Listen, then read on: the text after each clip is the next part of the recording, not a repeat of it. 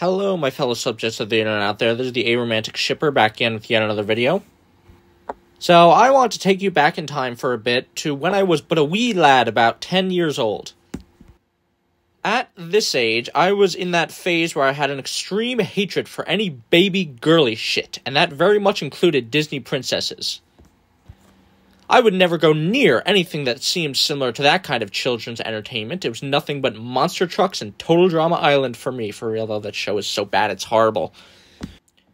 Well, anyway, even though I had a complete disinterest in watching any Disney princess movies, there came a point where I had no choice. See, at the end of the school year, where there was barely any classwork left, the teachers would usually take a day or two off of teaching and let the class watch a movie.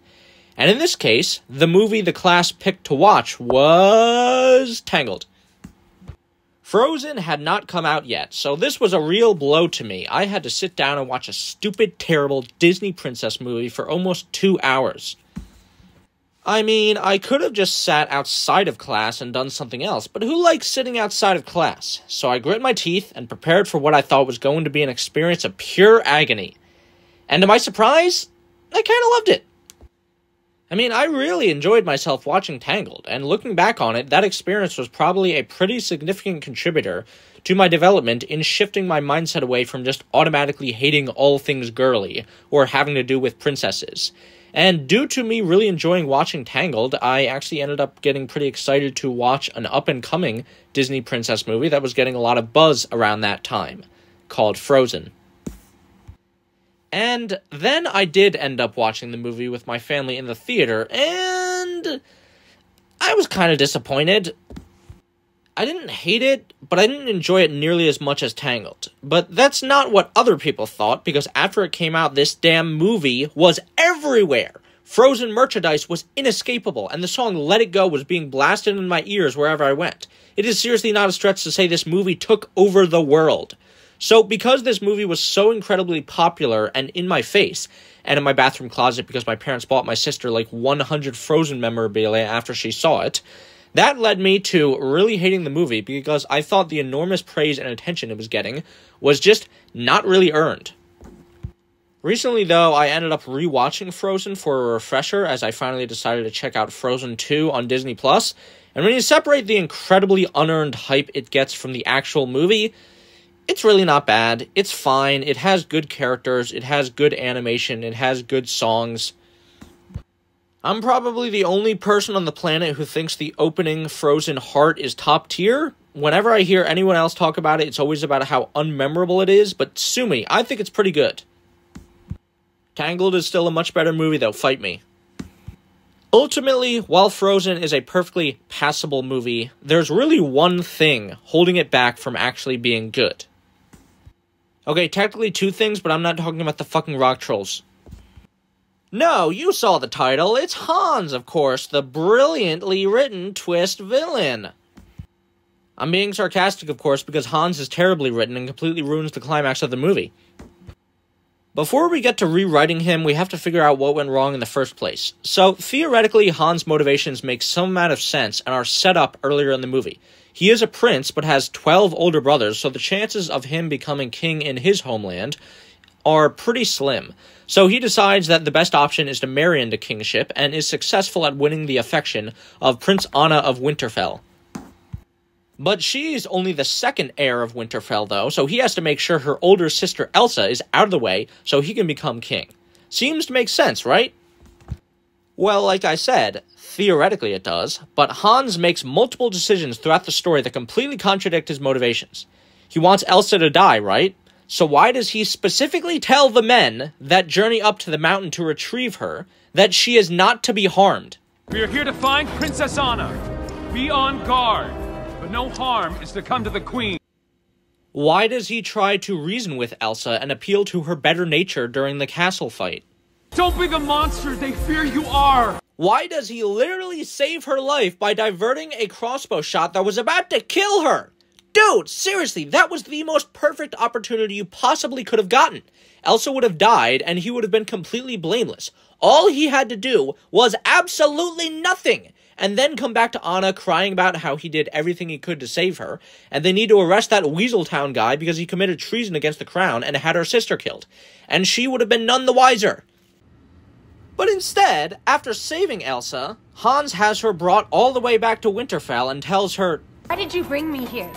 I couldn't just let them kill you. Despite the fact that, yes, you could have, my guy, and then your plan actually would have worked. He leaves Elsa in her prison alone, giving her the chance to escape. And then we get the big reveal moment, where Anna is dying and thinks Hans can save her by kissing her, but Hans is all like, "It was me, Perry." And then he goes on a cartoonishly evil monologue about how he never loved her and how she shouldn't have been so naive because he was just in it for the power the whole time and he's gonna go kill Elsa now, and it's so fucking stupid for so many reasons. This twist doesn't work because you can't see it coming. I know that seems counterintuitive because aren't the best twists the ones that you can't see coming? But no. Good twists are the ones that you maybe can see coming, but are not obvious because of the way the story cleverly misdirects you. When going back and rewatching the story, you think to yourself, how did I miss this? It makes so much sense. Not, where the hell did this come from? When I go back and rewatch Frozen, though, the movie just showcases over and over to me why this twist doesn't make any sense. I didn't expect the twist. It certainly subverted my expectations, but that's only because it is completely contradictory to the actions Prince Hans takes throughout the movie. Why would he have a dopey puppy dog smile after meeting Anna for the first time when nobody could see him? Everything about how Prince Hans is portrayed before the last 15 minutes of the movie expresses the fact that he is a nominally good and kind person who genuinely likes and cares for Anna and does not want to see harm done to her sister. But then it just does this complete 180 at the end of the movie and becomes a completely different character, and it is impossible to take seriously, especially because even if you accept that Hans really is evil and wants to kill Elsa to become the King of Winterfell, this scene still makes no sense.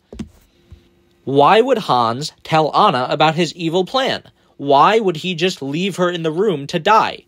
Does he not even consider the possibility that someone could have just gone back into the room to check and see that he was full of shit and Anna could expose him as a fraud? But the really dumb part is that Hans wants Anna to die in the first place. Choosing not to save her and putting out the fire to make her freeze to death is the worst possible decision he could make to achieve his goals. Did Hans just forget that if he wants to be King of Winterfell, he kind of needs Anna alive so he can marry her? I mean, yeah, after he gives his stupid villain monologue, he says that before Anna died, they were at least able to say their wedding vows. And everyone is just gonna buy that with no witnesses to back it up? No one is going to be the slightest bit sus about that? Really? And even if they aren't, the act of just saying wedding vows, like the second before Anna dies, is gonna be seen as a legitimate marriage? Really?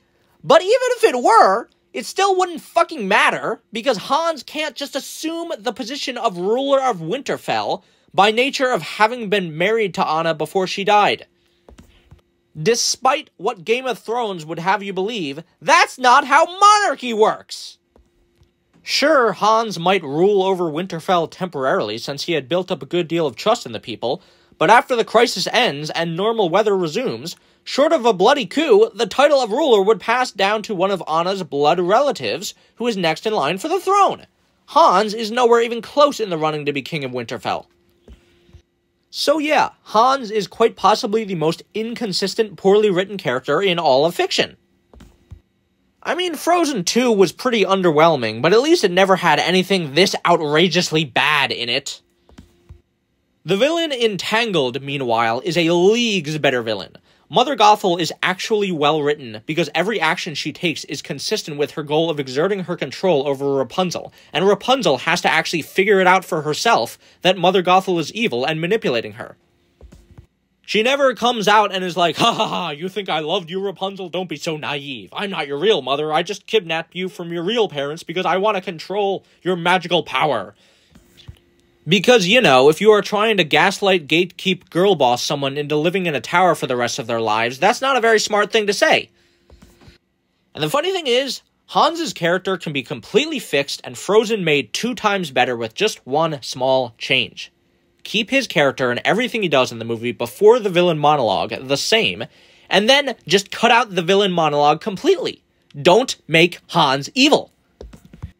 I get the message that the movie is trying to go for. Frozen is intent on subverting classic Disney tropes, like true love's kiss or whatever. So it's trying to show that, well, you really shouldn't marry someone you just met because they might not be who you thought they were. But seriously, you can get across the message that love at first sight is bullshit without making Hans a sociopathic murderer. Because in real life, most people are not sociopathic murderers, as it turns out. If this movie really wanted to subvert tropes, here's how it should have been done. Anna tells Hans that a kiss of true love will thaw her heart, so Hans does kiss her, because he doesn't want her to die, and he genuinely thinks he is in love with her, but the kiss doesn't work, because it isn't actually true love. How can it be when they have only known each other for like a day? In a desperate attempt to save Anna, Hans comes to the conclusion that the only thing that might thaw her heart is if he kills Elsa, destroying the source of the ice magic.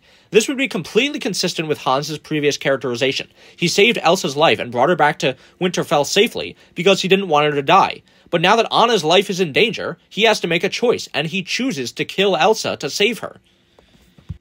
Anna begs with Hans not to kill Elsa and says that if he would just let her talk to her, maybe they could figure out how to fix things. But Hans points out that Elsa is too dangerous, and Anna trying to talk to her is what led to her heart being frozen in the first place. And he locks her in the room to make sure she is safe. After that, the rest of the movie plays out pretty much the same, with Anna escaping to try to save her sister, while Elsa escapes her captivity, running away from Hans as he tries to kill her. But it's so much more interesting because the situation is kind of morally gray. You know, Hans doesn't become a cartoonishly evil bad guy out of nowhere. There is no villain. There is just a person trying to do what he thinks is honorable and right by killing Elsa. Hans tells Elsa that he knows she isn't trying to hurt people, but she simply can't control herself and needs to be put down for Anna's sake. While Anna never stops caring about and believing in her sister, even on the brink of death, and in the end, Hans is proven wrong, and it is the true, genuine love between the two siblings that resolves the conflict. So after the climax of the movie, instead of the Anna punching Hans and then everyone clapped resolution, seriously, why is everyone cheering? They were sucking Hans' dick like a minute ago, and they haven't been told about his evil plan. But yeah, instead of that, Hans apologizes to Anna, saying that he was wrong, but now that everything has been resolved, they can get married and live there happily ever after. But Anna now has her doubts and doesn't know if she wants to marry Hans anymore. Her heart wasn't thawed by his kiss, and she realizes that just because you meet someone and really hit it off with them immediately, that doesn't mean it's genuine love. Oh, and also Hans just tried to kill her sister despite her begging him not to, so that might be indicative of some possible listening issues down the line, you know? In the end, Hans' fate and his relationship with Anna is left ambiguous by the end of the movie. What would that mean for the sequel, Frozen 2? Maybe Hans ultimately repairs his relationship with Anna, redeeming his short-sighted actions in the first movie by trusting Anna and Elsa, instead of thinking that he is the righteous prince who can come in and save everyone by himself by killing the bad guy. Or maybe Hans would have just been a totally irrelevant side character in Frozen 2 whose most important character moment is singing a cringy boy band song. Seriously, I cannot believe some people like Lost in the Woods, but seemingly everybody shits on Frozen Heart. That is inconceivable to me. So yeah, that was my rewrite of Hans in the first Frozen movie. But what do you guys think? Leave your thoughts down in the comments below. This has been the Aromantic Shipper. Please be sure to like, share, subscribe, hit that notification bell, and as always, remember, just because you can't feel love doesn't mean you shouldn't want other people to. Bye!